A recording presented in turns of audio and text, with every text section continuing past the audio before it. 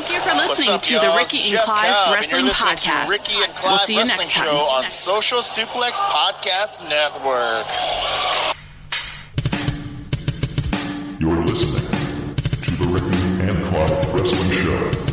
Listener discretion is advised at all times.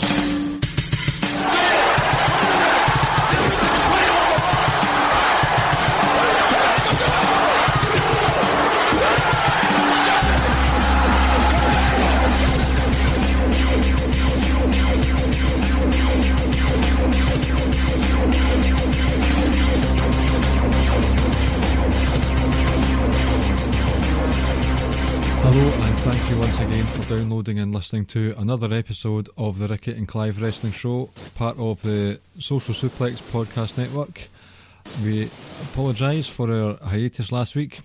It's just one of those instances where neither of Ricky or myself could be with you or could be with each other at the same time, and we thought that a solo show wasn't the best in terms of doing a sort of WrestleMania week preview show. But we're back together this week, and it's been a heck of a week so far, and I'm glad to have my co-host, my partner in crime, Ricky, with us tonight. How are you, sir? It's good to be back. It's good to be back. I'm looking forward to discussing tonight. Although there'll be another short break for one of us for the next few weeks. Yes, it's that time of the year again. Where I take my 4-week hiatus. Ramadan starts tomorrow. Well, day one would have been in the books by the time people listen to this. So, correct me if I'm wrong, because this happens at different times of the year, does it not? Because I remember it was during the World Cup year, maybe 2012, 14, and you were doing Ramadan, but it was during the World Cup, and we were playing 7-a-sides after work. And it was really like bad heatwave stuff for Scotland people anyway. It was brutal heat waves. How did you cope during that time? I'm putting you on the spot You just put some water in your mouth and gargle it and spit it right back out. And then just kind of get on with it. The actual game is fine to an extent. It's just kind of after it where you're just kind of desperate for a drink, but you can't really have a drink until like 10 o'clock at night. Obviously, that would have been during like June, July time as well. So it is going to be from 4 a.m. till about 8:30 at night. I know tomorrow's it's sunset, it's 8:25, and then every day after that it's like 2 minutes later. So the latest we'll be eating is about just after 9. So is it actually better to have Ramadan earlier on in the year because there's less daylight? It just it comes forward by a few weeks every single year. Just I suppose that's got something to do with the whole like sun and moon and whatnot. So there's not like a specifically set period of time, like a set time. It's just always 30 days. Although Saudi Arabia announced on Monday that it was actually that it begins today, Tuesday, but for some reason some different mosques all decided to do it on their own terms, and Glasgow have decided it's going to start on the Wednesday, which is kind of stupid in my opinion. Just, whatever Saudi Arabia say, everyone should kind of just follow suit. But no, people like to get their own little 2 cents in and decide to do things differently. But yeah, for us it kicks off tomorrow. Sounds like those mosques are going into business for themselves. It really does. It really does. I know. Some politics at play. That's it. But no, because obviously the reason why I can't do it then is because we record at 8:30. Yep. By the time you're out to the fast opens, by the time you do what you need to do, pray, and then actually sit down and get dinner, it's not going to be till at least 9:30, 9:45 before I would come on to do the podcast, and that means we'd be up to like 12 o'clock, and you're like, nah, we're fine, we'll pass on that. Yep, so although it's not an open invitation to have some guests on in Ricky's holy absence, but I might reach out to some certain individuals, see if we can get some content in the go. I'll tell you right off the bat, just so you're not waiting for the quiz at the end. Neither of us have prepped for a quiz. I had some other prep in mind for tonight, so I'll make sure next week will specifically be a quiz episode, and we'll be in touch with you, or I'll be in touch with you in due course with regards to that. Now, with the intros over and done with, it's been a very, very busy week with regards to all things WWE and professional wrestling in general. And I just wanted to shine a spotlight on something before we get into the nitty-gritty of it all, because obviously Saturday and Sunday we had WrestleMania, we had some memorable moments, we had some milestones, company milestones, we had some main event classics, and basically it was a busy couple of nights on Saturday and Sunday at the Raymond James Stadium. And what I'm about to say seems like it was forever ago, but I really want to shine a bit of spotlight on Walter, because this match happened the first night of the whole WrestleMania week stuff. Walter versus Tommaso Ciampa for the NXT UK title, and I was doing a bit of a sort of tongue-in-cheek review thread thing on Twitter about it as I was watching it on Thursday morning. But I don't know if you've caught up with it yet, Ricky, but that was another instalment of the Walter show, and I think a serious discussion has to be had about Walter being in the top 5 best wrestlers in the world at the moment. The guy is just... the only way I can describe him is... This is quite topical as well. You've got your King Kongs and Godzillas. They're in theatres, or they're on new cinematic releases at the moment. It's like one of those sort of mythical monsters that ends up in an urban environment and just lays waste to the city around him. And that's what Walter's like. He just waltzes about that ring, chopping folk, suplexing folk, Boston crabbing, powerbombing. He is a wrecking machine, and it's not even a case of him being hard to watch. It's just exhausting to watch.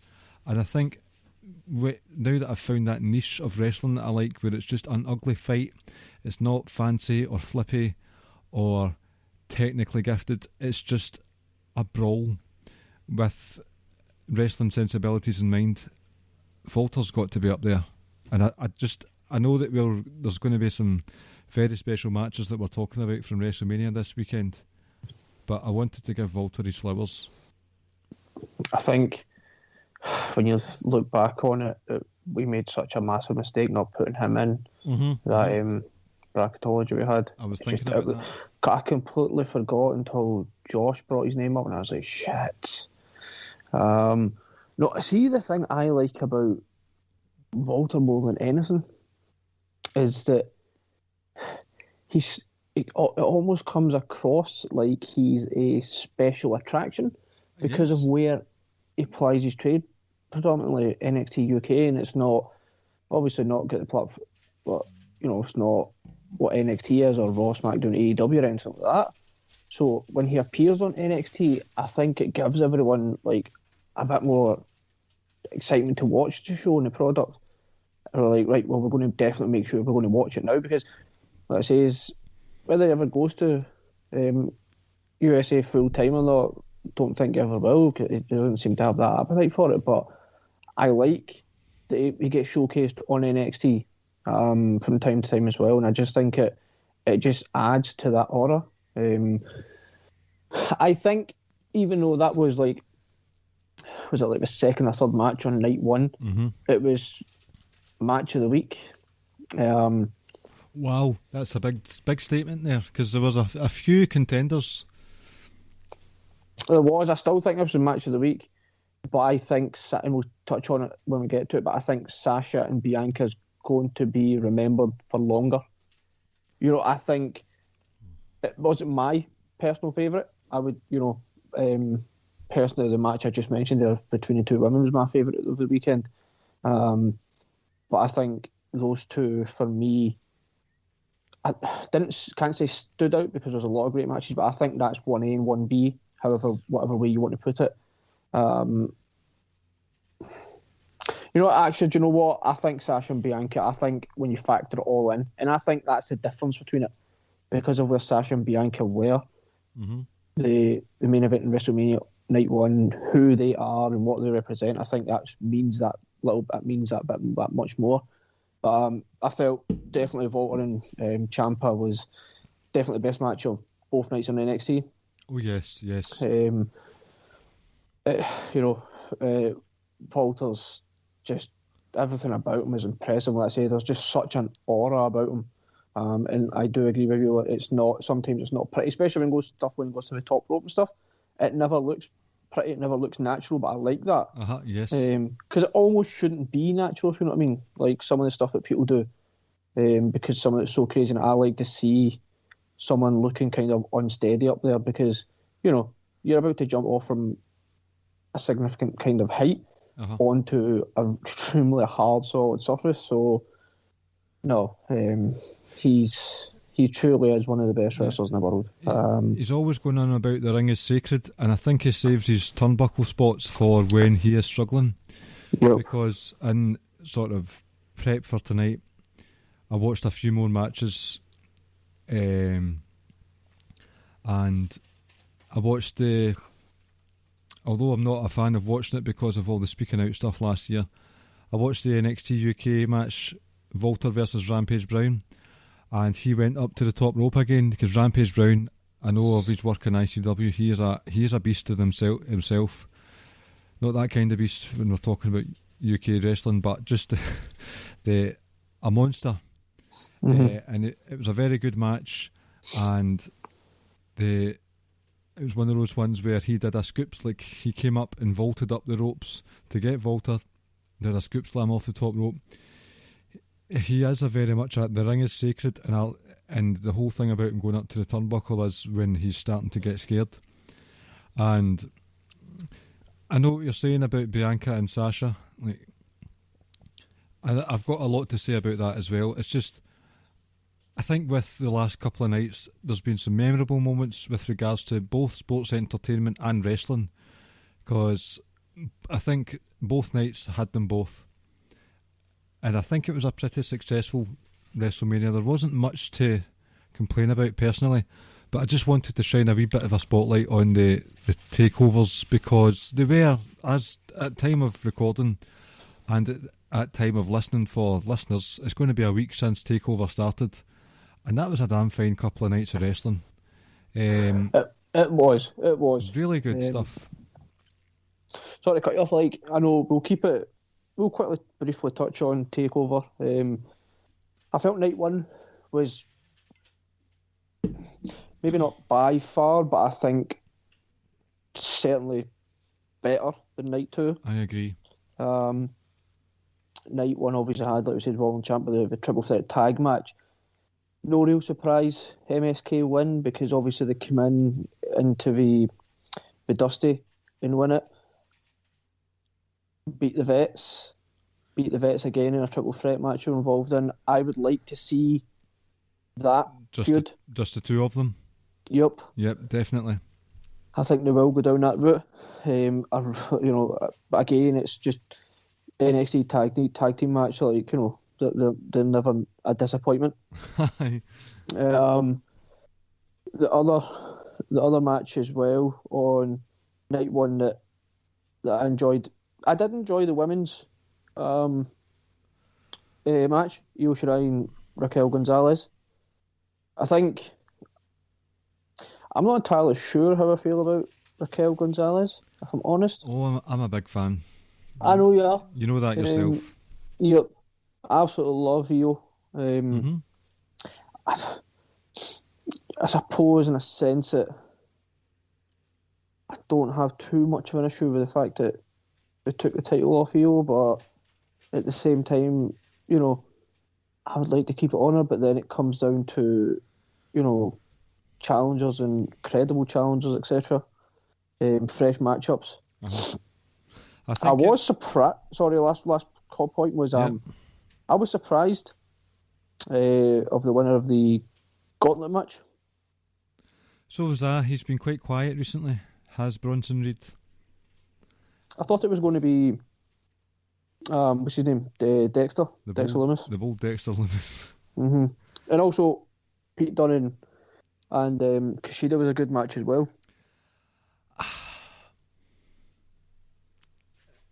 It pains me to say it, but this was just a generic match for me.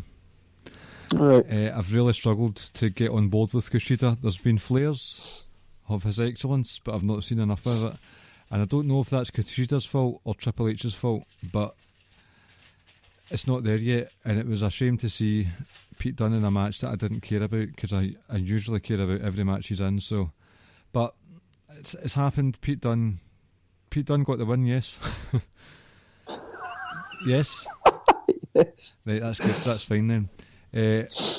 You know, I'm a big fan of Raquel Gonzalez. I think maybe even in the ladder match that they had when they did the takeover over a couple of nights at WrestleMania last year, and Gonzalez showed some promise, and she had the big blowout match with Rhea Ripley.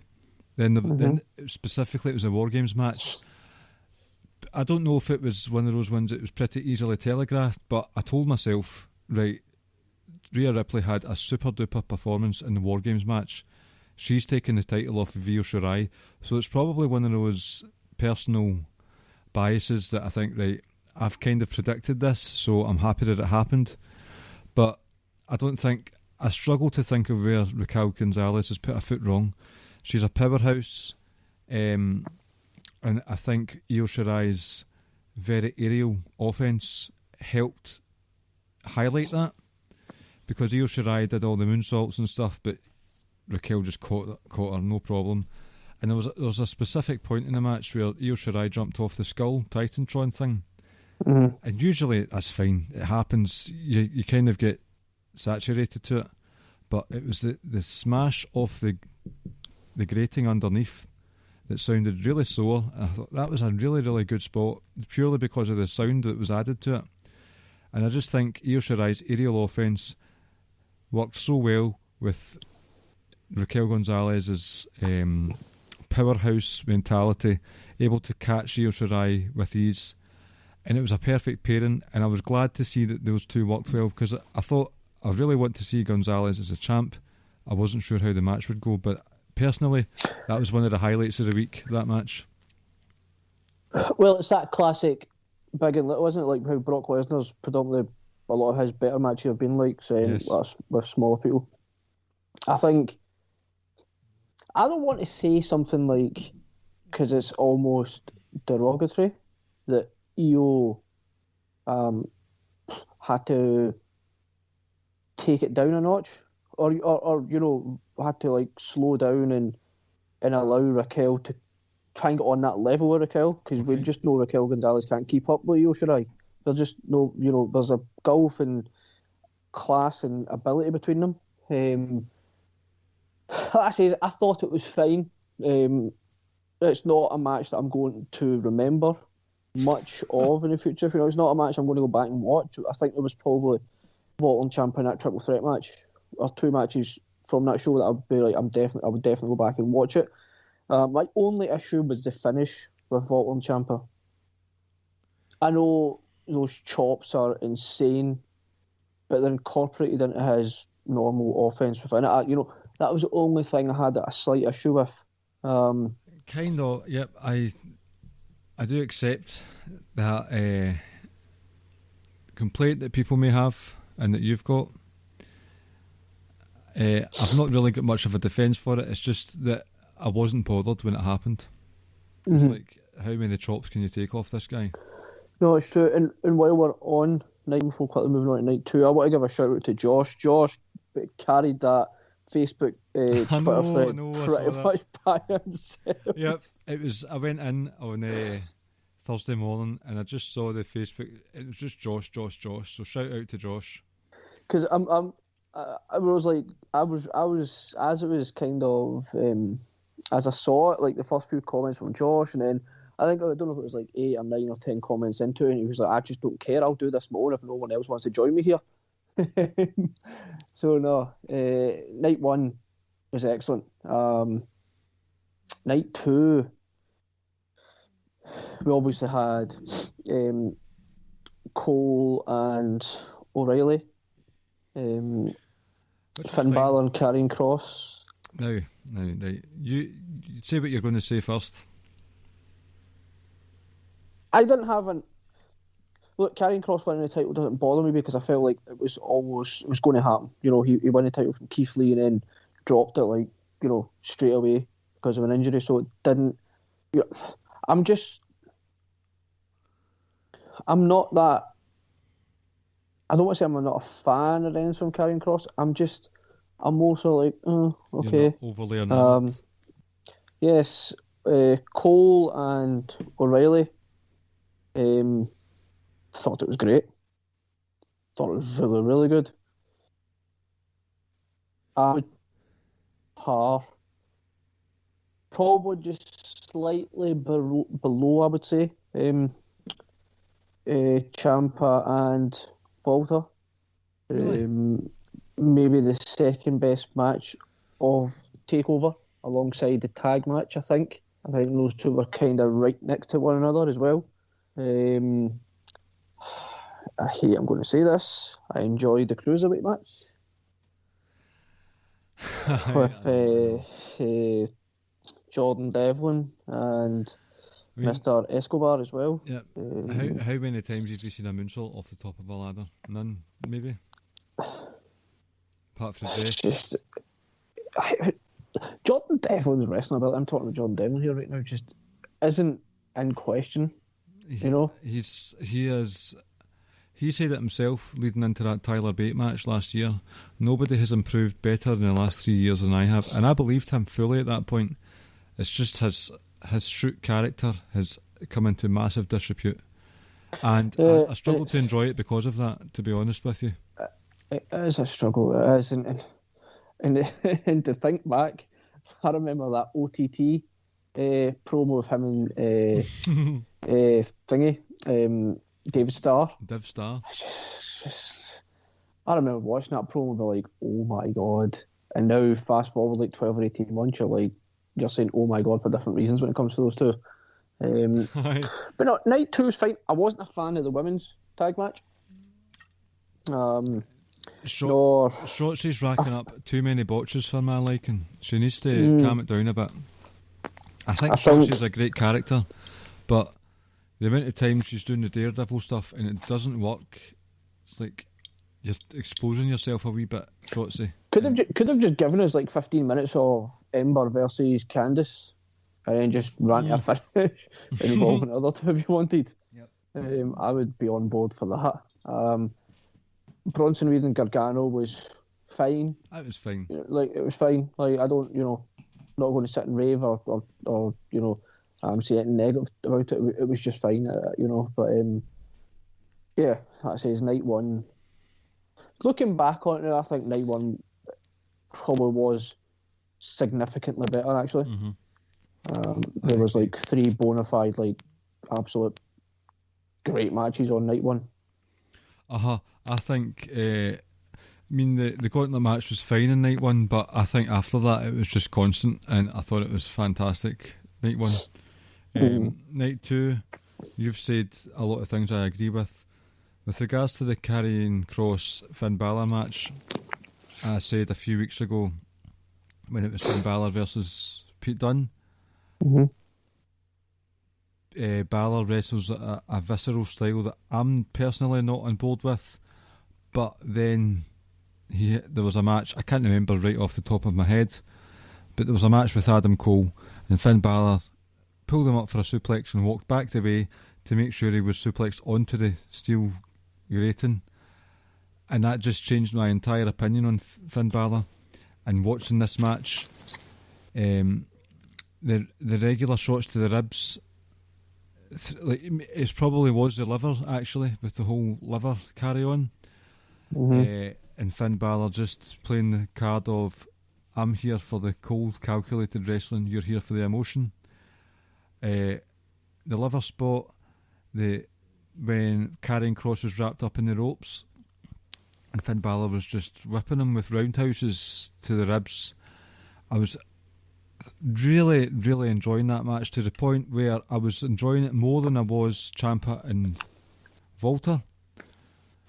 But I'm sorry, considering Karrion Kross has got many submissions in his arsenal, many suplexes in his arsenal, that club to the back of the head, that is weak to me.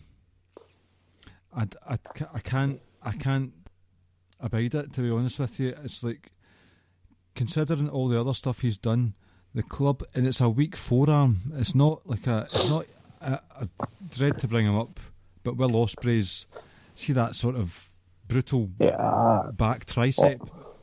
Ospreay's awesome though. Ospreay is like, but you know, there's a menace behind a lot of his work. Aye, see that tricep, that move that he does with the tricep. What Karrion Kross did to Finn Balor, like, I'm sorry, I can't accept that, considering all his other moves.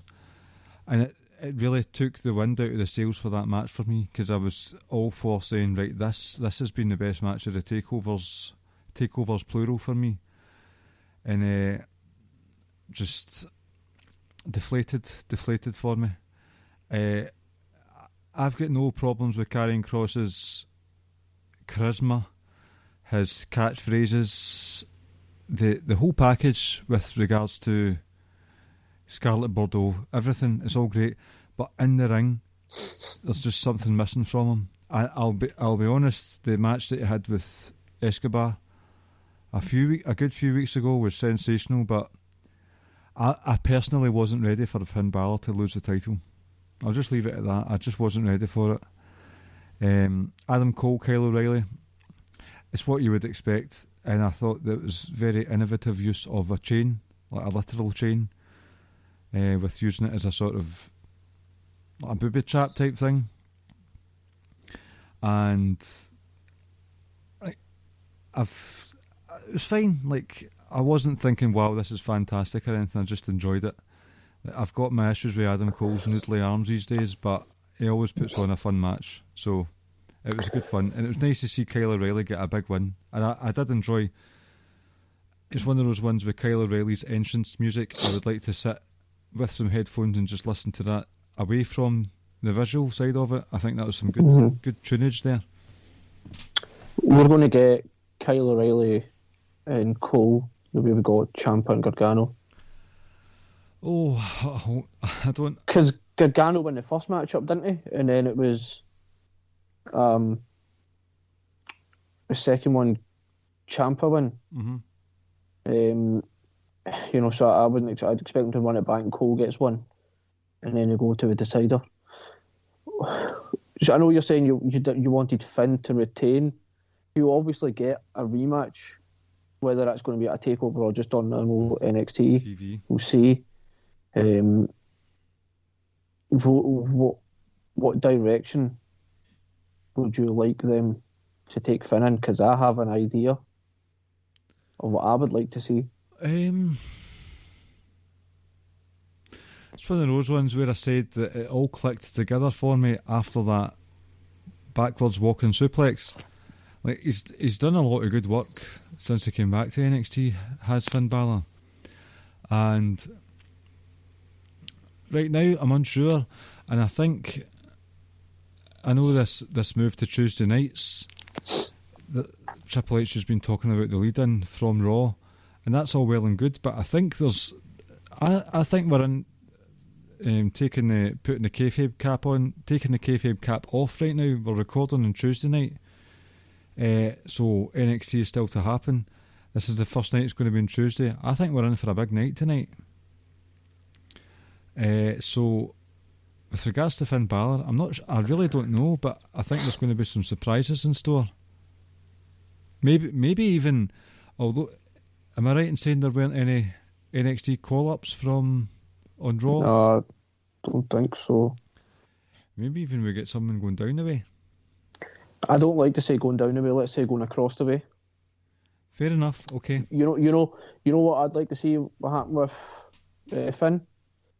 What's that? Triple H spoke about NXT UK takeover again and says that obviously if they could, they would have it right now. But they're like, obviously we can't. We need to wait and see what the government over here are saying. Mm-hmm. You remember where the next takeover was supposed to be before the pandemic? Dublin. Do you remember what the match was supposed to be? Oh, do you know, if you're talking about the Austrian anomaly himself, that was the match. That was the match I was looking forward to most from last April. Oh, I was looking forward to that so much. Like, That's the match I want to see. I want to see Walter versus Finn now. Like, very much so. I'd like to go down that route.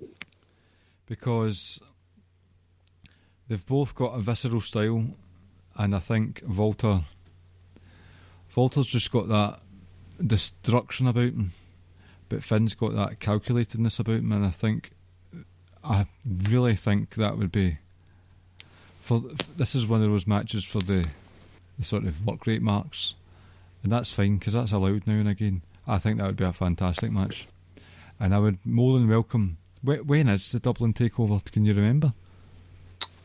I Have they rescheduled it? No, they've rescheduled it a few times. So again, I think it's just because it's different over in Ireland right now. Like, didn't they go back into lockdown? Like, I think if they're still in lockdown or not, I don't know. So it just depends. All I know just depends what's happening in Ireland. All I know is I can book a haircut now. That's all. Yep. Need to get Got your mine pal. last week. Need to get your pal to give me a haircut now. Well, he done mine. Came out to my house and done it. Out in the back garden. The back garden. You should have taken. It was pictures. a nice hot sunny day. People from different households are allowed to mingle now. Oh no, I'm not getting on at you with that. It's just a random place to get your haircut. I know, but it was because they didn't want to come into the house or anything, so we just out in the back garden, sat down. Nice hot day. 20th of June 2021, the 3 Arena in Dublin, Ireland. See, I think that's what we were saying. So it's just a case of still waiting to see what's going to happen. Like, June's just around the corner. Like, I can't imagine. Well, you say that, right? But the Euros are in June and July stuff, and there's going to be fans there. But I suppose the difference is that those are outside stadiums, and they're a hell of a lot bigger. But like Wembley, I think there's anticipated to have about 20 to 25,000, but that's about somewhere between 25 and 30% of their actual capacity. Well, yeah, probably closer to 25, or maybe closer to 30. I think 'cause it's about 75, 80,000 down there. I think, but also there's going to be fans up here at Hampden as well. But I think not as many as that, obviously, because Hampden's not as big as Wembley. Oh, are the Euros in the UK just this year? They're like all over Europe. So because of what's happened. I think that was their idea all along. But I don't know if it's all the knockouts are going to be in England, but certainly the semi-finals and the final are in England. And I think the way it works out, England could obviously potentially be playing every single game down in Wembley or what stadium in England. So two for Scotland, 2 matches up here in Hampden, and then the final one, or the third one, is against England down there. So yeah, we'll wait and see what happens, but that's definitely the route I would go down. As far as I'm aware, I remember I was on 5 Nerds Go, and they've got some Irish representation, and I think they're a bit stricter with regards to the lockdown stuff. So they are definitely. Yeah, Finn, I don't care how, I don't care why. If I was Triple H, I would say to Walter, "Yep, you've got yourself a wee return ticket from wherever you're staying in Florida. Stay until the 13th of April instead of the 6th of April. Have a wee altercation with Finn, because that was on the cards. Like, yep. I'm pretty sure Finn was on NXT UK a couple of weeks. He was. He was. I would have it like, okay, from my limited experience of what's going on with NXT UK at the moment, he's taken out Rampage Brown. He beat Ilya Dragunov. That's a match I'll need to watch back again. From what I've seen, there's not much left for Walter to take on in terms of recent. Like, just fucking let Finn Balor go over. Let him see his dad. Shout out, by the way, this was one of those ones I saw early in the morning. Am I right in saying the Hardy father passed away during the night? Yeah. Yep. Shout out to Jeff and Matt's dad, because he was looking after him on his own for quite some time, as far as I'm aware. So shout out to Father Hardy. That's a hard one to take. It always is. No. Definitely. Finn versus Walter. That leads us to Saturday and Sunday. I know we spent an awful lot of time talking about the old NXT, which I'm glad we did, to be honest with you. Just a quick one before we move on to, and I'll keep it extremely brief, just a one quick sentence, was that Dynamite was good again on Wednesday. Mm-hmm. So, and I know some of the guys were at a few shows over the weekend or during the week as well, Social Suplex guys.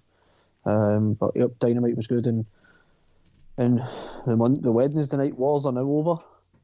Aye. And but the old NXT get the higher rating at the end. Who cares? I know, but it's just funny that, like, it's one of those ones that'll be remembered more. We'll see. But Mania. Yes. I enjoyed those little promos people were cutting before, like that half hour or so the delay it was. Uh-huh. I enjoyed them. Quick, brief breakdown for me, if you don't mind, before we kind of dive into it a little bit. Please do. Drew and Bobby Lashley opened. I thought it was a good opener. I thought it was a good match. Didn't like the finish, if I'm honest. No. Didn't like Bobby winning, but we know that because we like Drew. But I just the finish at the end, I wasn't a fan of. And I know we spoke about it in our WhatsApp group with the other guys. Those camera cuts, I know they do it a lot, but it was just, I think it was during that Lashley and Drew match, I was like, oh my goodness, this is way too much. And I actually counted it during one of the Hurt Lock. I can't remember what Hurt Lock was. I don't know if it was the first second one, but it was like 14 different cuts, and I'm just like, that's too much. It was too much.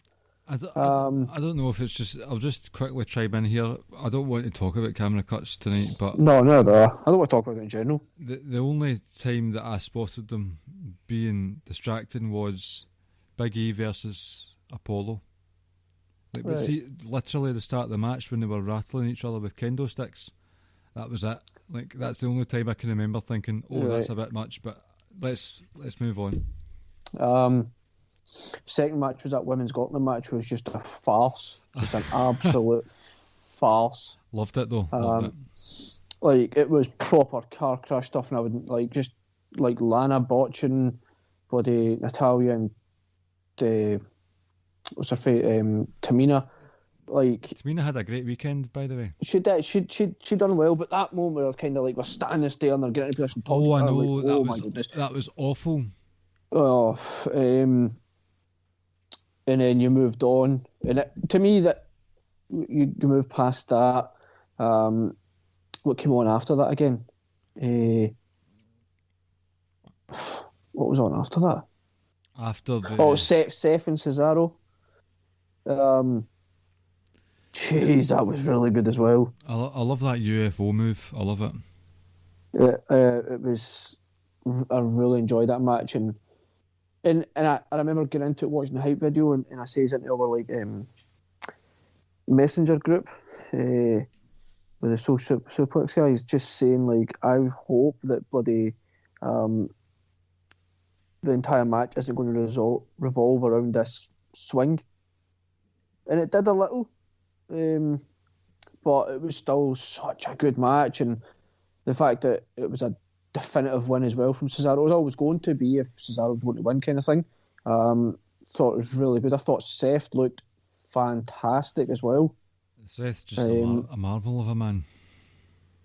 Yeah, I thought he was excellent. And then we had AJ Styles and Omos taking on the New Day. Omos is my new favourite wrestler.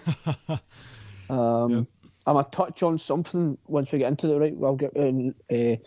I enjoyed that match for what it was as well. I liked it. And the crazy thing about that match was the New Day, but it was like they were working as the heels in a sense. You know, it was crazy because it was building up as you build up to like the hot tag, and suddenly they're the ones that are cutting off because they don't want this big giant to come in and destroy them. But then when Omos comes in, it's just like, oh god, like, you know, it's almost like how the heels finally realise they're about to get their comeuppance. Mm-hmm. Braun and Shane, I mean, really only two moments from that match was that when Braun ripped the steel cage apart and Shane taking that insane bump. And then we had Bad Bunny and Damien Priest versus Miz and Morrison. First point of that match was I love John Morrison's hair. I don't, actually. I do. I thought it was a good match. I thought it was fine. You know, you don't expect much from him, but I think you got a lot more than you would have expected and anticipated. Of course. And then, let's say, the main event we can discuss in detail. But I thought night one was good, bar that second match. I didn't really have a complaint about any other match, if I'm honest. Bar, you know, the outcomes maybe. That's one of those ones that will just there'll never be a set answer for. But just very quickly, what was it? I thoroughly enjoyed the Braun's hard cam moment when he was saying for all those that have dealt with bullying. When Sheamus, my God, when Shane had fallen off the cage onto the mat, and Braun Strowman said, "This is for all you folk who've been bullied and all that," and it was just thank you. Okay, there was a anti-bullying thing going on there, but that was a message to the fans that have put up with the Thunderdome and the performance in a closed set stage arena for the year. The thank you to the fans. I really appreciated what Braun did that moment, and I loved that, to be honest with you. I think for me personally it was a different viewing experience because I was watching it with my 7-year-old daughter, and for the latter part of it I was watching it with my wife, so it wasn't a case of me watching it thinking, super analysing the matches and all the work rate and stuff. I had a different mindset watching it. So with my daughter watching it, we were watching the main event as well, and it was just like one of those ones. I'd rather that my daughter knew that it was fake because there's a lot of violent stuff going on. So I'd say, listen, these guys and girls, they're all best pals backstage. They're all good pals. They just put on a show. It's a TV show with gymnastics. Broke kayfabe. I broke kayfabe early doors. It had to be done. I think it's only fair. So she was asking a lot of questions, and the wife and I were explaining a lot of things about how they're good friends. They're all very experienced gymnasts and parkour people. Went into a lot of detail about the Bianca and Sasha Banks match. So that was one of those matches that I watched after the fact. Earlier on this evening, actually. Personally, I enjoyed night two's wrestling more. Apart from Bianca and Sasha, we'll touch on those later on in terms of going into detail with some of the bigger matches. Wrestling wise, I really enjoyed night two. I thought that was more of an Indie Mania night. I thought the Sheamus and Matt Riddle match was fascinating because I don't know if you caught this mood, Ricky, but Sheamus looked as if he didn't want to be there. Or he looked as if he despised that he was working with Matt Riddle. Probably that. And he looked as if he was in a shoot for a lot of the night. And that brogue kick while Matt Riddle was in midair was fantastic. Beautiful, just like as I said in the group chat, just like it was reminding me of Cole and Ricochet. Aye. This is awesome. I'm convinced that Sheamus was not happy with being in the ring with Matt Riddle, and he was more than happy to garner a few receipts in that match. because he was hammering in with the chest clubs. Just that was fascinating to watch. So personally, I think the wrestling on night 2 was better, but the sports entertainment on night 1 was better. Barring, and we'll happily talk with you about that now. But Bianca Sasha was like really good after second rewatch. See, I thought night 1 was by far the better night. Right. I think so. If we just kind of just get into it, I suppose.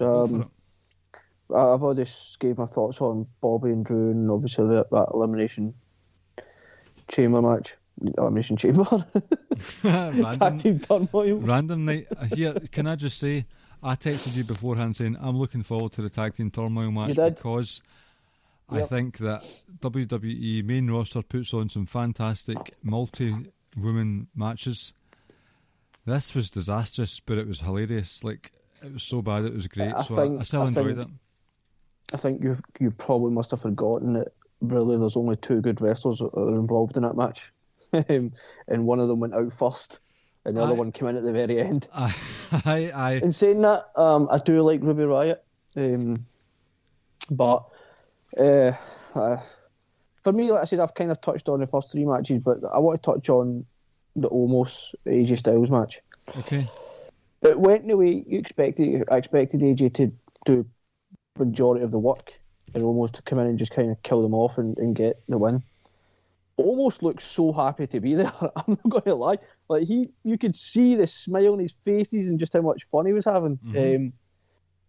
And I tweeted it, and when Xavier Woods kicked him, almost shrugged it off and looked. I was like, "You're a bitch," and I was just like, "I love you. I fucking love that guy." And I know Jeremy was tweeting, and I think some of the other guys were like, "Just put all the fucking titles on him now." But I'm on board for that. I know the thing. 2 seconds, sorry.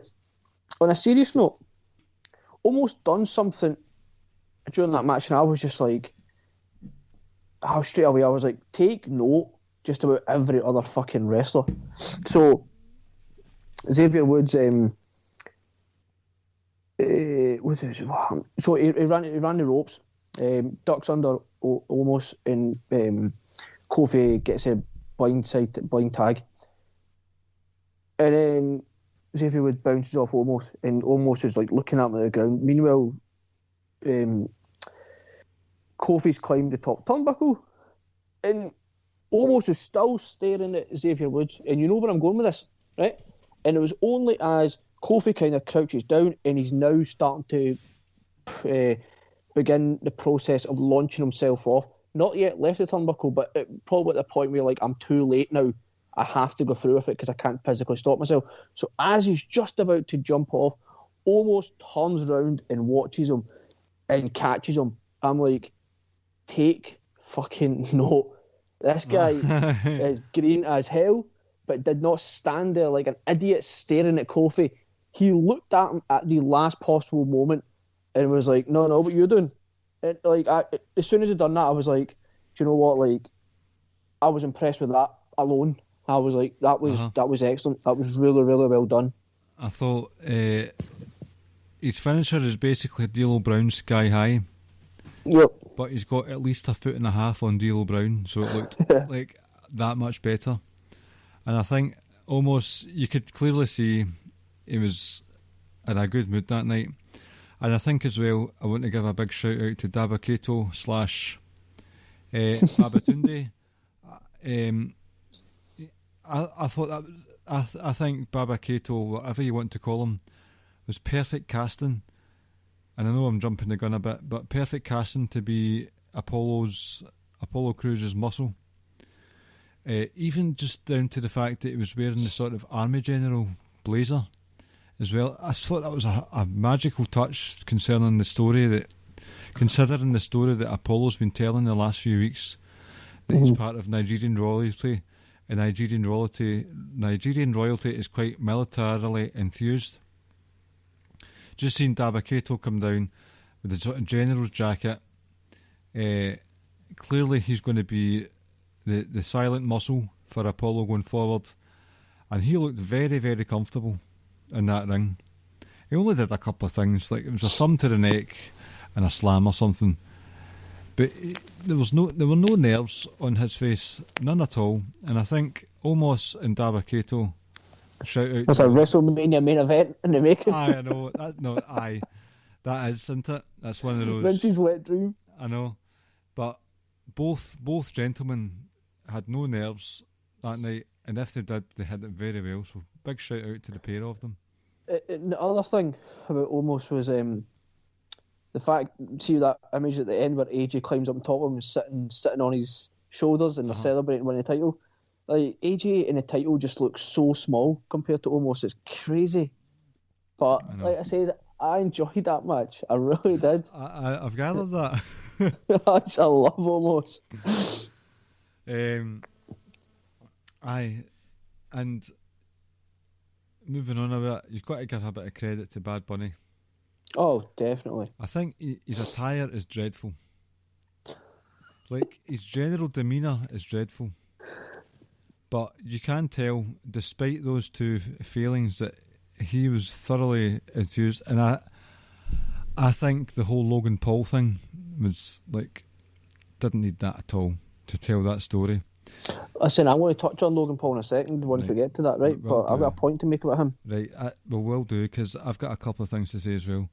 But Bad Bunny, he had a great night. And I thoroughly enjoy a Canadian destroyer. So to see a wee cheeky Canadian destroyer out in the apron, and I explained to my daughter when we were watching, it's like, this guy, he's actually a rapper. He's really big in the music world. He's not an actual wrestler, but he's been training since January. So I like to do some shoot explanations for my daughter when we're watching, and she thought the bunnies. Mm-hmm. Do you know what I was hoping for the most? Remember Adam Rose had to pop out? No, remember Adam Rose had this ongoing rivalry with a bunny? Yep. Like, I was desperate for that person to be revealed. Like, so much. I was like, oh yes, we're finally getting it. Like, I was choking for it. Did you see the bunny with one ear as well? No, I didn't. I saw one of the ears fell off. I saw Mandy Rose take a fall, mind you. But I was, like, partially gutted that we didn't get a bunny reveal, but my daughter loved the Bad Bunny match, and she's not even heard of Bad Bunny before that, so it's one of those ones. You and I have spoken a couple of times on this show about we are not the target audience. Oh, definitely not. And it's the youngsters, and Bad Bunny was a big deal, so... And the fact that he pulled out he was the wrestler in peril for a mighty portion of the match. I think it worked out well. I think that experiment worked out very well. That was a big surprise as well, like how long he was in the ring for as well. Props to Miz and Morrison, like proper pros, real good, man. Like, you know, they done what they had to do, and they done it exceptionally well.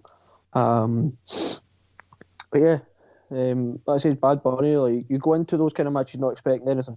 You're just like, right, this could be a toilet break or whatever, but when you saw it and you were like, do you know what, like, in the story that Randy Orton came out with, he's like, he's been training, he's been working, you can see it, and I was like, well, it came through. You could see he'd put some work in. And what I liked was, as he got up into the ring apron, he wipes his shoes before he was into the ring. I'm sure that might have to do with the fact that there might be moisture lying around, but it was, you know, for the old school people, it's like, I'll clean my shoes before I enter this sacred area. Always appreciate seeing that. I always do. So, no. And moving on to the Braun match, you said something, and it kind of hit home for me as well. Like, and it made me think of Braun. When you watch it, especially with your kids, you have a different perspective. You realise that, as we always say, that we're not the target audience all the time. Certain things are not made for us, and a lot of people at our age forget that. But when you watch it with the kids, and I watched night one again on the Sunday with my 7-year-old, and as Braun was ripping the cage apart, he was just like, oh my god, like, look how strong he is, he can do that. And then when Shane falls off, he was like, oh my god. And it made me realise, I'm like, yeah, like, Braun's for the children. Yes. That kind of freaking nature, all that stuff he does. And then I'm like, and as we both know, watching him wrestling with the young kids, you understand certain things from a different perspective. You're like, well, I don't like that, but I know why I don't like that. But you like it, but it's made for you and not me. So, like I said, those two moments in the Braun match were crazy. But the thing that really annoyed me was like Braun climbed back into the ring after launching Shane off it and ripping it apart, and like, just climb out. That bloody your finishing move, Running Power Slam was just no need for that. Like, you didn't need to do that. Just climb the hell out. Maybe it was like, no, I'm in the face. I've got to pin him. Blah blah blah. But it was just, like I said, Braun's time for me is gone. You know, we're 2-3 years, enough. whatever, is gone from that time. But like I say, for the youngsters, for the kids, and whatnot, like, you know, he's always going to kind of be like this, oh wow, special attraction. Like, oh my god, he does this and that kind of thing. And it's not. He's not aimed at us. I know. I'd actually said this a couple of years ago that Braun's a very much he's a wrestler for the kids. That I'm pretty sure, I can't remember where if it was a documentary or something, or one of those access shows at WrestleMania, but he was doing the autograph signings, and he was doing the showing his guns off to the kids. Mm-hmm. It's like, that's what he's there for. And with his anti-bullying message and the sort of anti-COVID message as well, say thank you. When he said thank you, like, I was personally touched by that. It's like, you're very welcome, Braun. You're not everyone's cup of tea. You may not be booked as well as you should be, but you worked during a difficult time, and you put in a shift, and you dealt with the brutal swamp match. So you're welcome, Braun. And I remember saying to you personally that there's going to be an awful lot of this I'll be fast forwarding, but it's over here in the UK, so I need to wait till the Sunday morning to watch these WrestleManias. Or this Monday morning. My daughter got up. I was like, right, come on, we'll just sit and watch it all. She loved that stuff. She's very much goodies versus baddies. So I appreciate what Braun did, and I to be honest, I appreciate that I kind of had to watch it all, because we saw Braun Strowman giving that sort of thank you message, and I saw Bad Bunny put in a good shift in a good sports entertainment match. That wasn't a wrestling match, that was a sports entertainment match. But the main event, what I noticed, it might have even been both nights. What was this second last match on night 2? Was that Asuka and Rhea Ripley? Asuka and Rhea Ripley.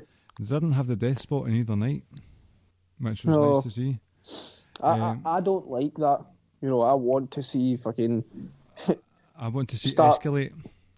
Exactly. I want to just keep building up and up and up and up. And I get why you might want to put like let's calm everyone back down, bring everyone back down a little bit before this main event. I get that, but I think maybe in another year they might have done it differently. But because it was the first show back with fans, they were like, "F that, we're just going to go through it and we're going to build up pace and keep going and keep going."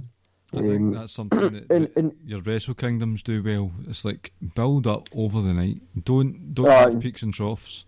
No, just end it with banger after banger. 5-star bangers. And funny enough, I don't think a single match went over 20 minutes on night 1. I think the longest match of the whole week was Adam Cole and Kyle O'Reilly. Right. And the rest of them were... The Roman triple threat match went 20. Oh. But none on night 1 went more than 20, and the Roman triple threat match was the longest match of the Mania weekend. And that was like 22, 23 minutes or something. Well, I've got a few things to say about that match, but before we go there, let's have a right good chat about Bianca Bellier and Sasha Banks, because... Yep. First of all, shout out to Michael Cole. Yes. First time ever 2 black women for main event on WrestleMania. Shout out to Ricky as well, because Ricky did say this 2 months ago that this should be the WrestleMania main event. Mm-hmm. It sends a message, sends a powerful message. I know we had Charlotte, Becky, Ronda Rousey triple threat match close a few years back. This sends a more powerful message, in my opinion. Agree. Not because that was the first ever women's WrestleMania main event. Excellent. Well overdue. We needed it. But we just had two women of colour main event. And what we said about Kofi was, and there was racial connotations throughout that storyline with Kofi. I keep saying with Byron Saxon constantly talking about, people like us need to work twice as hard to get his half as far, or whatever he says. Uh-huh. And then you tie in the fact that there's this white billionaire holding a black man down. That image of those two staring at each other, like really struggling to keep themselves composed. Yep. Was just phenomenal. Like that isn't even. I don't like. At the end of the day, I don't know how influential wrestling is, but at the end of the day, there's going to be a couple of young black girls watching that saying, "Well, they've done it. Why can't I?" Kind of thing. So it sends out such a powerful message, and a good thing about it was not. That wasn't like a wee. I don't know if that's the right term, but that wasn't like a wee paper gesture. It wasn't just we just need to do it, just to appease people. It was warranted and fully deserved. Mm-hmm. Especially after the fact. Yep. I'd seen Sasha's emotions, smiling and stuff, and it was just excellent to see, and everyone so happy for them. This was the match I was most excited for of the entire week, as I says. But I was so nervous as well. Like, I was just like, oh my God, I'm begging you, please produce, not even just a good match, like, produce like an all-time classic. And it went like 16 odd minutes. Mm-hmm. Some awesome moments in it as well, like where Bianca's Sasha dives through the ropes and they roll around, but Bianca picks her up and gets in like the military press and carries her up the stairs and launches her back in the ring. The hair spot as well, and what mark it left on Sasha, and the noise it made as well. But sorry, I'm going on, but I'll let you speak in a second. The great part about this match, I thought, was there wasn't that chaotic final 2 or 3 minutes where it was big move after big move, high spot after high spot. It wasn't. It was so calm, composed, and it didn't feel rushed. It didn't feel out of nowhere. It was perfect. I thought that finish. It was not suddenly 100 miles an hour. It was very well done. Couple of botches. Not from them, but like when Michael Cole didn't get the call right at the end, I was like, oh, it doesn't bother me. I'm just saying. And the ring announcer had the botch as well with announcing. Can't remember if it was Ruby Riott got eliminated, and it was just like, but that didn't take away from it. Quote unquote 5-star match, all time classic. For me, match of the week. When you couple in the fact that who was wrestling, what they produced, and the moment they'd done it in. Overall, like, fantastic. So, the first time I watched it, and I've mentioned it a couple of times, I was watching it with my daughter. An impressionable age, 2 women main eventing one of the nights of WrestleMania. So that was more of that watch of that match was more of a what's the word? It was more of an occasion match. You've got your two black wrestlers main eventing a WrestleMania for the first time ever. 2 women, just singles, because a lot of people aren't happy with triple threats, and I am, and I'll talk about that later. But we had WrestleMania 35, and that was great. That was good fun. But this was a very special message that was sent. But I watched it again tonight in preparation of our wee chat tonight, purely from a sort of wrestling analyst point of view. And I know I'm sounding like an idiot now, but I wanted to watch it just with the sort of wrestling insight, and this still held up because it reminded me, and this is a personal favourite. Bianca Bellier it was one of those ones. If it was, I imagine that we'll hear about this in podcasts later down the line, Bianca Bellier had Sasha Banks scouted big time, and it reminded me very much of Edge versus Undertaker, WrestleMania 24, because any time that Sasha Banks pulled out one of her greatest hits of her moves, Bianca had a counter. Just like Undertaker and Edge, Edge countered Undertaker all night long in WrestleMania 24. The Meteora, I can't remember exactly right now what she did, but she reversed a Meteora. The suicide dive out the ropes, she powered through it, John Cena style, when he was US champ. You mentioned it earlier, the military press. The Meteora against the barricade, she moved out the way. Even when it comes to Sasha Banks pulling at Bianca's hair, there were at least 3 occasions, and I'm not even counting the hair whip spot, where Sasha tried to use Bianca's hair as a weapon, and it backfired on her because Bianca had a reversal ready for her. And there was a very special bit, and I thought it was really, really well done, and it was a callback, in my opinion, to Brooklyn, NXT TakeOver Brooklyn #1, where Sasha Banks has got the bank statement in, and then Bayley grabs the ropes, and Sasha Banks sort of kicks up off the ropes and they both do a backward roll into the bank statement again. That happened on Saturday night, and Bianca Belair rolled forward again to make sure she reached the rope, and it was just an absolutely wonderful moment where it's as if Bianca Belair had watched Sasha Banks' greatest hits and had an answer for every single one of them, because she rolled forward, she grabbed the ropes at that moment for the bank statement. She rolled out the way for the Meteora out on the barricade. She had an answer for almost everything, and it was very reminiscent of a personal favourite in Edge and Undertaker 24. It was reminiscent of NXT TakeOver Brooklyn Night 1. NXT TakeOver Brooklyn 1. And the story for me personally was that Bianca had scouted Sasha Banks something awful, and she had an answer for everything. And Sasha had an answer for a few things as well.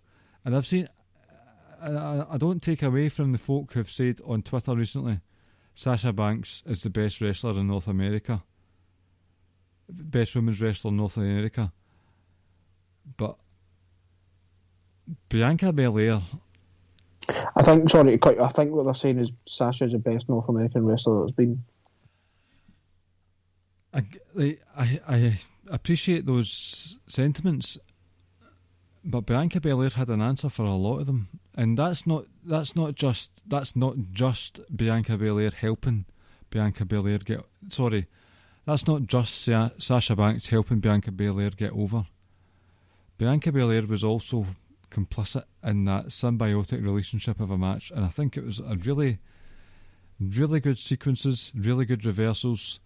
Bianca had an answer for almost everything, and it was a massive put over job from Sasha, so that's where she should get massive praise.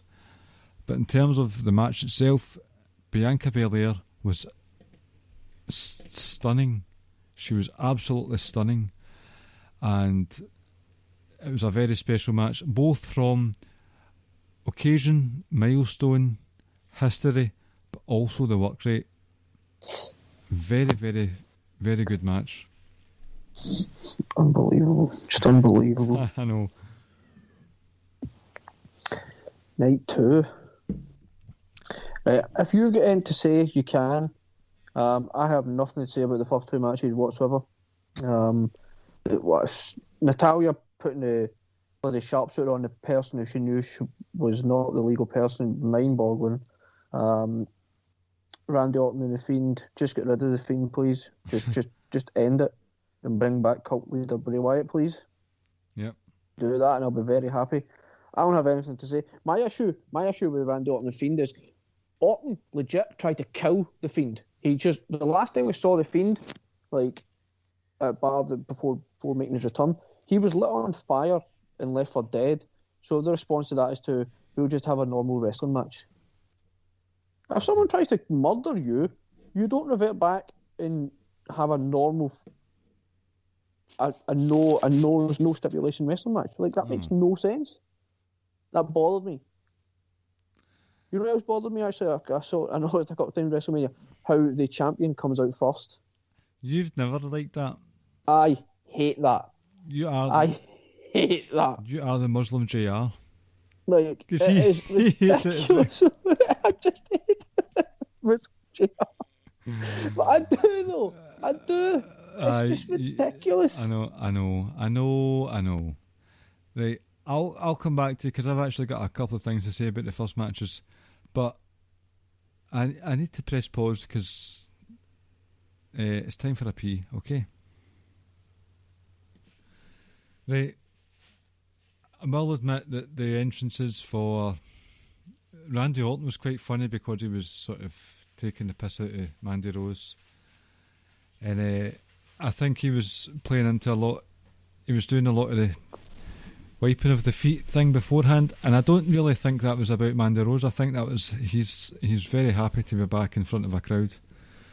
I think that's what that was, and I enjoyed the Fiend's entrance with the Jack in the Box. Personally, like, I've not been a fan of the Fiend for a long time, but I thought the Jack in the Box was a nice touch, and Alexa Bliss's stuff at the end with she's probably got some pipes running down her back or her neck with some black goo pumping out.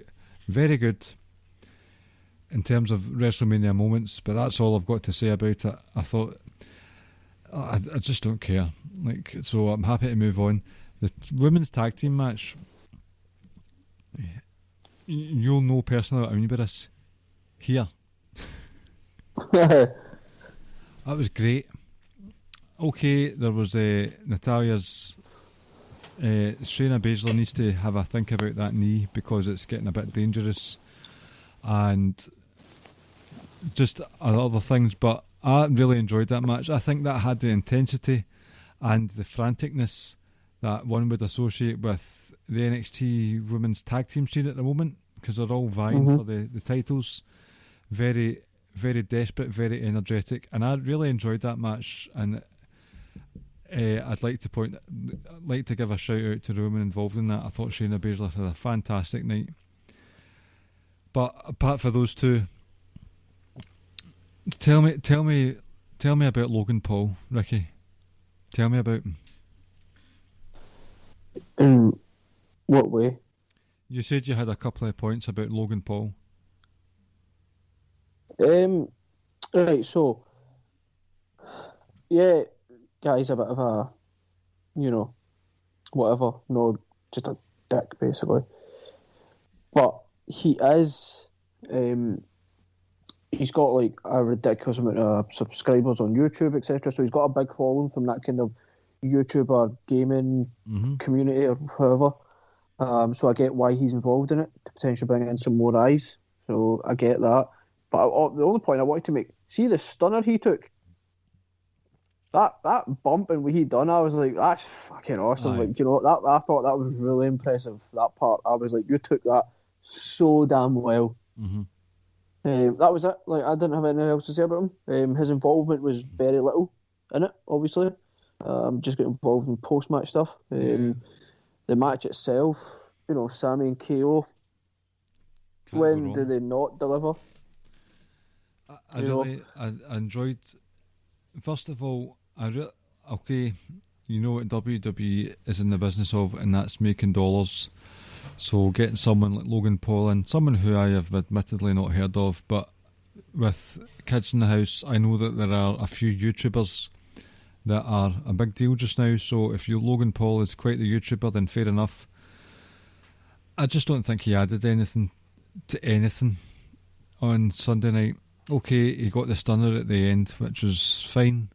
It's something for the TMZ websites in the morning, but I could have done without Logan Paul involved in that. I don't think that was a story that needed it. I thought the hype video, the vignette before the match, was one of the best hype vignettes I've seen in years and years and years. I thought it was fantastic. The whole thing about Sami Zayn, his descent into paranoia, delusion, and just off the wall chaoticness, like, excellent, really good. And I think the story that was told in that match was it was an excuse for Sami Zayn to get in his work rate moves with all the exploder suplexes, the haluva kicks, because let's be honest, wrestling wise, Sami Zayn's been a shadow of his former self since his shoulders started giving him jip. But he was able to do all these super moves, the Blue Thunder Bomb, Mushinuku Driver. I know you're a big fan of that move. Yes. The haluva kick, the half and half suplexes. Like, it was basically Sami Zayn's entire toolbox in one match, and he couldn't vanquish Kevin Owens. And that's the whole thing that's tying into his paranoia that no matter what he does, it doesn't matter. So I really enjoyed the combination of Sami Zayn's work rate, which is always a joy to see, no matter how rare it is. But it ties in with his character. And he's been on fire since he returned at Night... Was it Night of Champions? I don't know if he returned at Night of Champions, but... Around about that time anyway. So I really, really enjoyed that match. We've spoken that I was fascinated with the Shamu and Matt Riddle match. Not because I'm a Matt Riddle fan anymore, but I just thought Shamu looked as if he didn't want to be there and he just wanted to get the match over with as quickly as possible. The brogue kick, beautiful. Like, fantastic. And to see Matt Riddle bleed was good. What were your thoughts on the Raw Women's title match? Forgetting the outcome, because that was one of those kind of foregone conclusion ones. Yep. I didn't have an issue with Rhea Ripley winning it because she had to win it, really, if I'm honest. Just to quickly touch on Sheamus and Riddle, I thought it was a really, really good match as well. Yes. I thought that and the Kevin Owens match in the middle of the card were really, really impressive. Thoroughly enjoyed Sheamus beating the shit out of Riddle. Why? The Raw Women's title match, felt it was okay, but that was it. I don't know, it almost felt like it never really got going. It was stuck in second gear. And it's not to say it was a horrible match or anything. It was just a fine match. That was it. It's like, won't go back and watch it. Wouldn't recommend it to anyone watching it, but not because it was a bad match, just because it was a nothing really match, in my opinion. Yep. I think the right person won because Rhea Ripley, I've spoken before that she turns up for the big matches.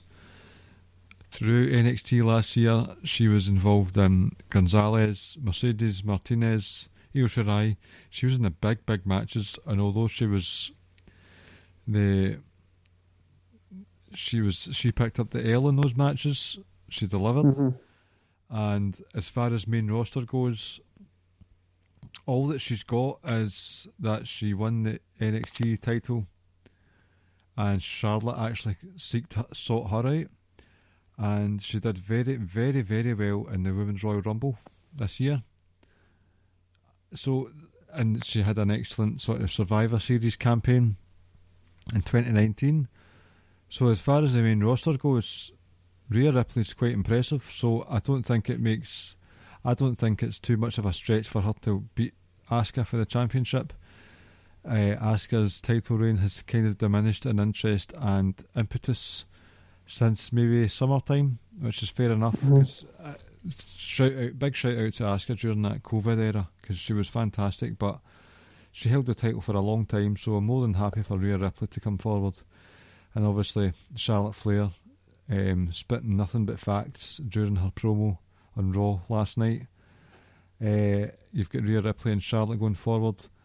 I think is WrestleMania of Backlash or something like that? Something change it slightly. Or is it WrestleMania Backlash or something? It kind of makes sense, but it didn't have to be named as such. But anyway, you've got Rhea Ripley going forward. I can't imagine Rhea Ripley losing that title so soon after WrestleMania. She's a big powerhouse. I think they'll go with the triple threat, obviously, in the next pay-per-view with the three of them. Good shout.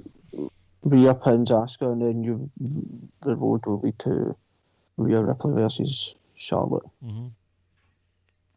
It's a good shout. No, it is. I've got an idea for a podcast.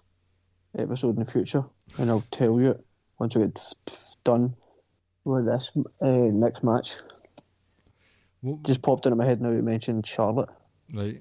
Well, is the next match the main event that we're going to have a wee chat about? Yep. On you go. Go for it.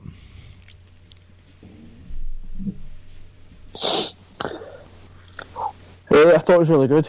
Edge, when he comes out, like, clearly, in my opinion, was like, people gave him the biggest cheer. Overall on the match, I thought the match was really, really good. Some really hard-hitting moments. Like, triple threat matches, you can always go one way or another. I know some people didn't issue with Daniel Bryan inclusion in it, but I didn't. I absolutely loved it when Daniel Bryan and Edge have got Roman and like the crossfire yes lock type thing, and they're just sitting there headbutting each other. I enjoyed that little moment. I'll talk about that shortly. The concerto shot from Edge as well, like, some of these guys are coming back from like career-ending neck injuries and head injuries and stuff, and here we are just launching concertos around. I thought the finish at the time, I was like, whoa, wait, hold this, what does it do? Like, I was almost like, wait, have you just done a dodgy looking finish here? But the reality was Daniel Bryan's shoulders were down, as were Edge's. And I just thought it was awesome, just in the sense where Roman says at SmackDown last week, he was like, I'm going to stack them up. I know. And then 1, 2, 3. And I'm like, that is as definitive as it can get. But obviously we always expect you so now to be involved in it. But that was a definitive end and close to night 2. I thought this match lived all the up to the hype. Really, really enjoyed the match. It's now just a case, really, who the hell is going to be the one that beats Roman? I've got a few ideas what you can do with Roman moving forward. But it's like, who's going to be the one now? Well, and how long does Roman hold on to this? You've got the folk that have had a good first quarter to the year, like your Cesaros, your Nakamura's. Cesaro's next. I think Cesaro's. I wouldn't be surprised if they go with Edge and Roman for a singles match. That wouldn't entirely shock me next. I expect Cesaro to be involved in it over the summer at some point. And then with the draft or the superstar shake-up, what you want to call it, we could potentially get Drew coming over. I think that makes all the sense in the world to move Drew to SmackDown now. Really? Okay. Because I don't think there's much left there for Drew now. That's a good point. Once he loses this rematch to Bobby Lashley, which I expect him to, you could build Roman and Drew for SummerSlam if you wanted. Or if you don't do that, then Drew could maybe win the Royal Rumble next year if Roman's going to hold on to it till next year. I don't know. But in terms of this match, Daniel Bryan's out of the scene now. But like I said, I thought it was a really, really good match. Everything about it. Jey Uso does what he does at the start, and then quickly he's out the match straight away. So I liked that they got the majority of the shenanigans out the way early, and got Jey Uso out of there. But overall, I thought it was a really, really terrific match, and it was a real good way to end the show. I think, personally, it far exceeded the expectations, and I know that listening to podcasts over the years that wrestlers themselves aren't massive fans of triple threat matches. But I think there's been a lot of classics over the years. You've had Rock, Triple H and Mankind, Rock, Triple H and Austin, Triple H and Mankind, Rock, Triple H and Kurt Angle, Triple H, Benoit and Shawn Michaels. Fast forwarding a wee bit, you've had Cena, Seth Rollins and Brock Lesnar. You've had the Shield triple threat.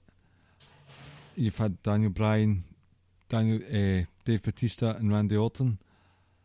I think, personally, that this one that we've seen here should be included in the classic triple threat matches that we've seen over the years. And it ticked many a box for me, personally. You had the hashtag organised chaos. that you and I are big fans of on the old Ricky and Clive show. Yep. Loves some organised chaos, and this was very much that, because although sometimes what happens in triple threat matches is that someone just takes a powder and has a wee back seat. You had Jey Uso in there keeping things interesting out in the barrier area. So the organised chaos was there.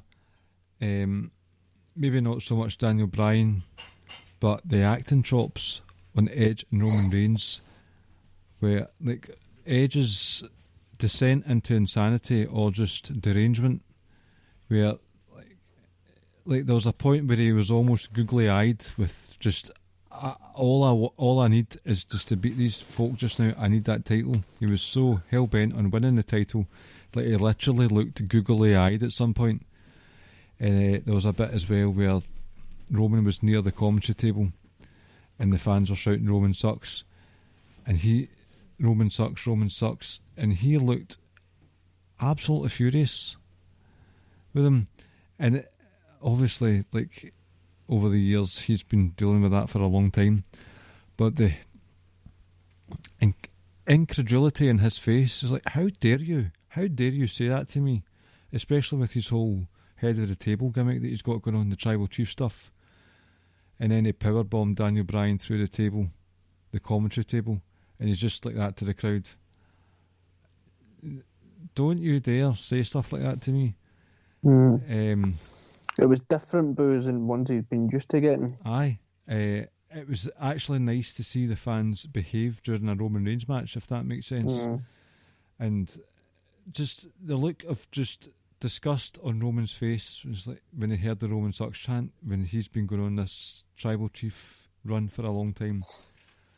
It really hit home.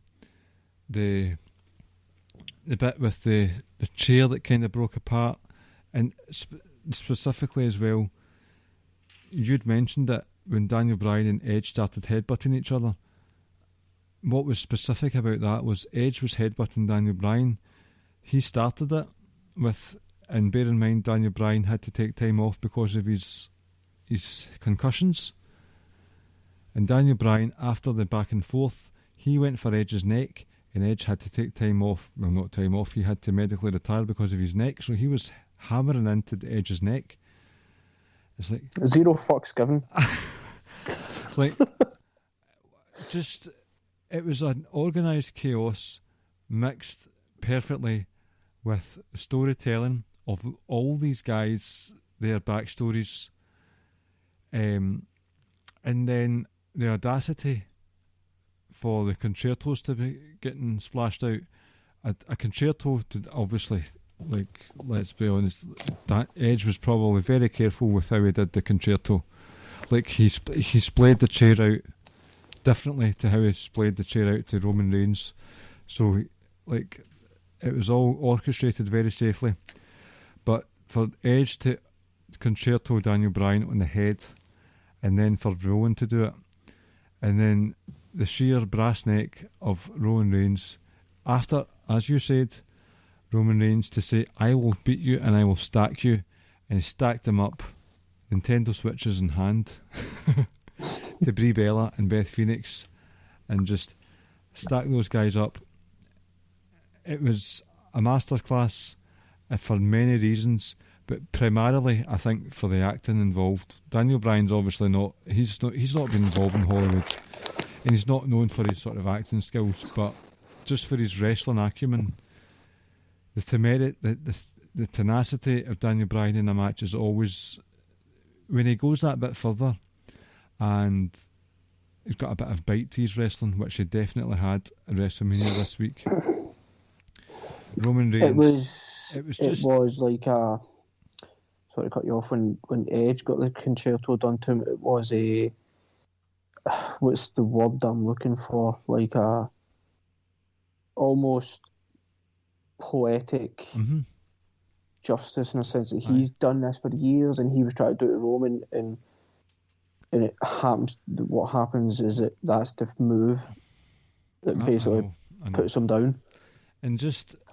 There was a lot of commentary online over the last few weeks, like, oh, this Daniel Bryan's a heel for inserting himself into this, Edge isn't a heel. We all watch, outside of wrestling, we watch TV shows where there are anti-heroes aplenty, where they've all got a very grey moral compass, and basically that was 3 heels in the ring, and the acting chops involved on all of them, like Edge looking deranged, Roman Reigns looking incredulous, Daniel Bryan looking tenacious. It's like that should be something that they should be shown in the performance centre to the ones coming in. So this is how you act, this is how you wrestle, and it was the organised chaos, but also the urgency. It was a really fast-paced match. Like, yes, we had Walter Ciampa. Yes, we had Bianca and Sasha, but this for me was match of the week for me. Just, and what a perfect way to cap it off. Just fantastic. Yeah, like I said, it was a unbelievable match. Just great. Paul Heyman, Jey Uso played their part as well. No, they did. They always do. Whether we like that Jey Uso involvement or not, but I felt you rounded up quite well. Thank you. I try my best. Enjoyed that. I enjoyed everything about that match. I say it's two good shows. Good way to end it. It's now just going to be interesting to see who ends Roman's reign now. Well, shout out to Sir Sam. He's chanting WrestleMania 39 before he's dethroned. I saw that. That's a bold statement. It is, but that's a lot of title defences and running through a lot of people. A lot of pay-per-views there. It isn't like, like Okada, who had the title for so long, but he only had about 7 or 8 defences because they were so sporadic and spaced out, where you don't get kind of like, oh God, he's beat another person, kind of thing. That would be the only issue. I can definitely see. I think he holds it till at least SummerSlam, and then I think if he goes past SummerSlam, I just don't see him losing until WrestleMania. I can definitely see WrestleMania next year. And I think there are legs. I just hope it's not against The Rock, though. Do you know what? And you know my feelings on the whole part-timers / legends. Like, if it turned out that this wasn't for the title, I'd be all for the Roman and The Rock. And as long as he lays waste to The Rock. Oh, it has to destroy him. Like, give me a fucking 5-minute squash where Roman just kills him. And I appreciate Roman because I think that he benefited the most out of absolutely everyone in this enclosed studio environment. Definitely.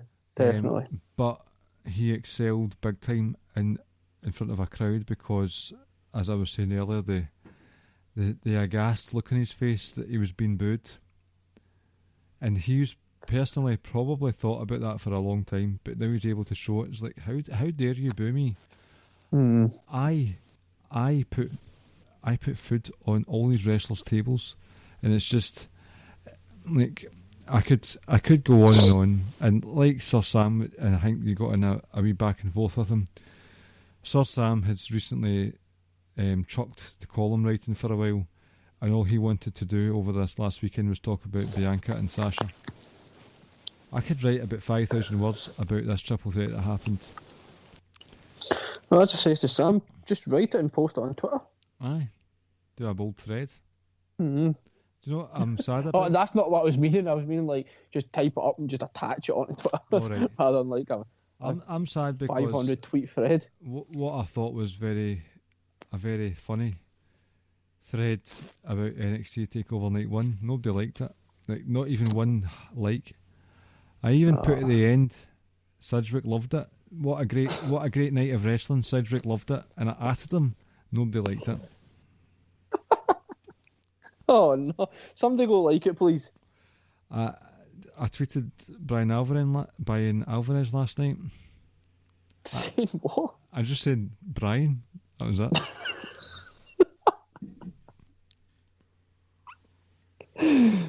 You spelled your name wrong.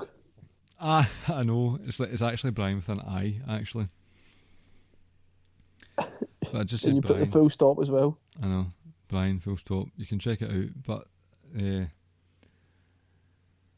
I think... Last question before we finish. And I'm going to take WrestleMania 36 out of the equation because that was behind closed doors. It was very early. It was in the infancy of the whole COVID stuff, so I'm not going to use that as a comparison.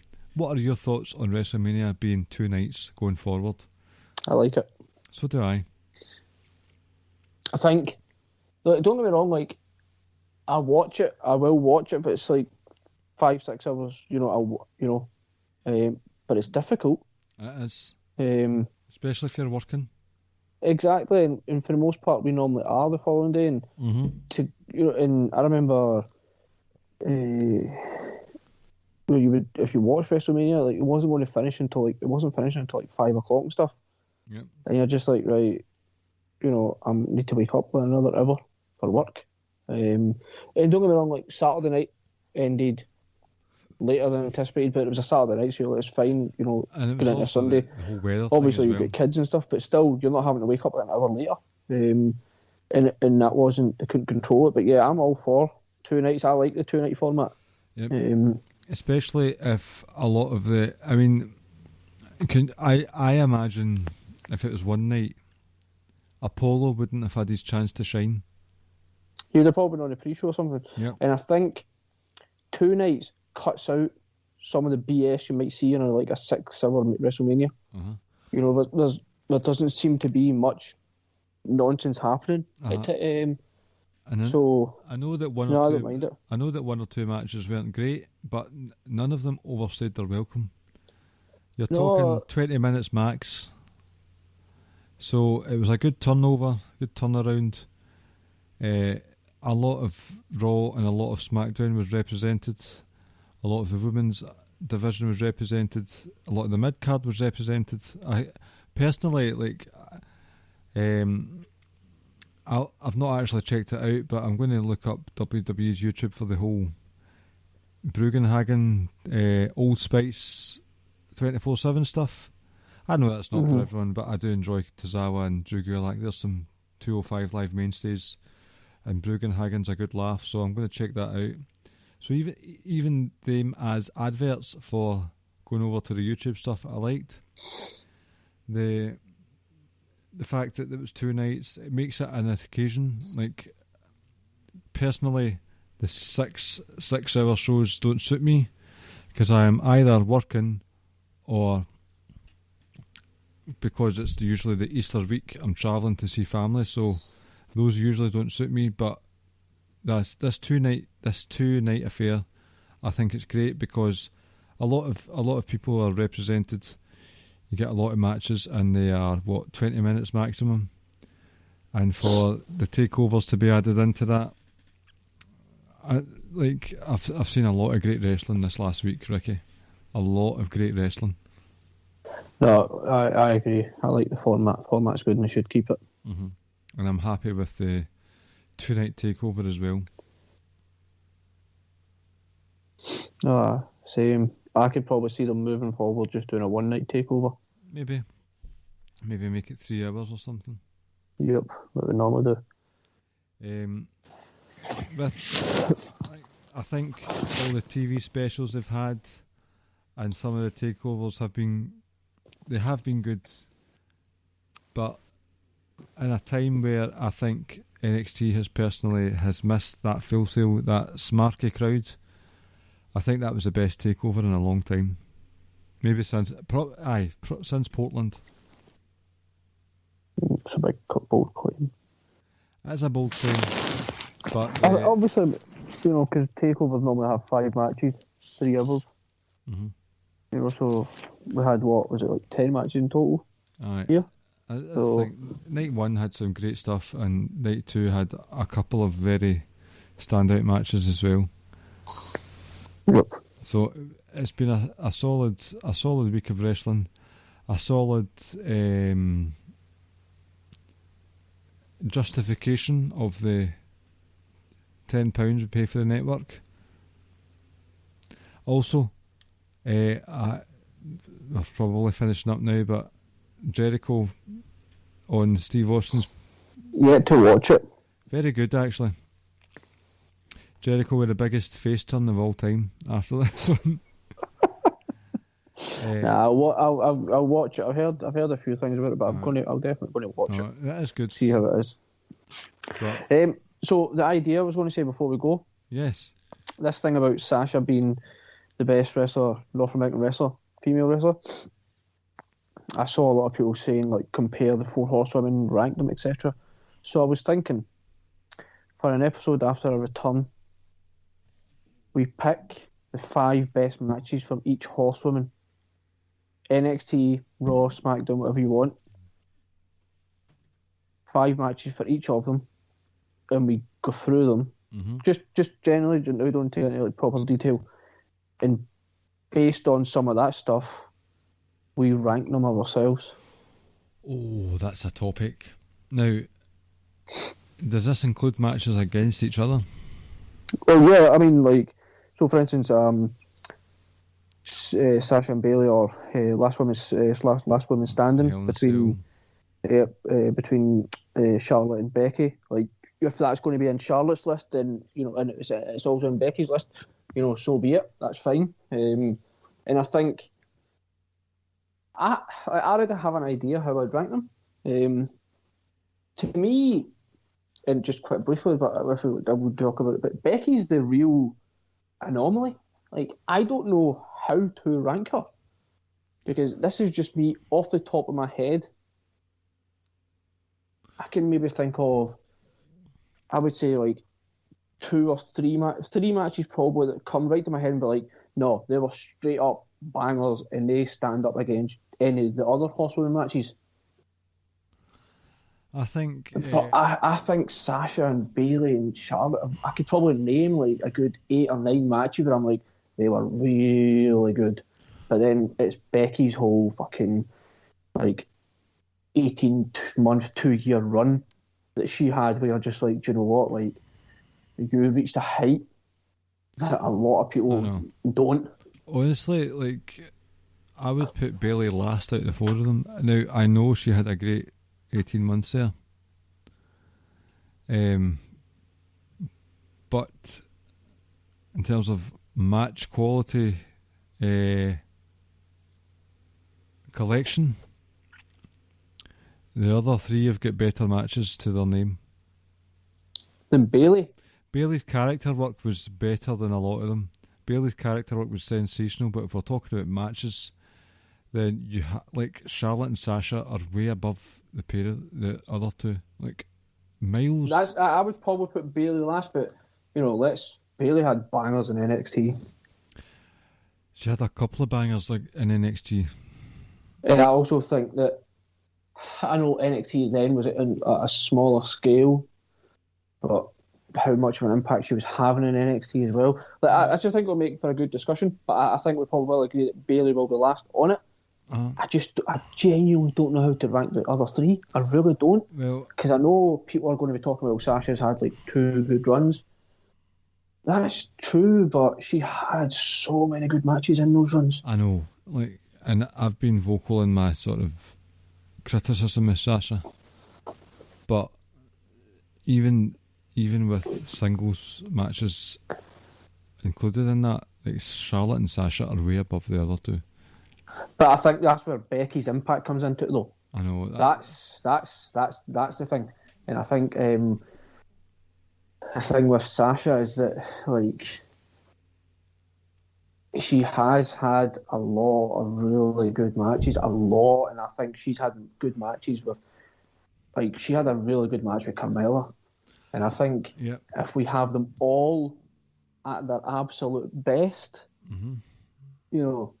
that's an argument. I think, I think what I saw from Sasha recently, there's an argument to be made that none of them hit those heights for quality of work and everything. I think we'll stop the discussion because this is a very good conversation.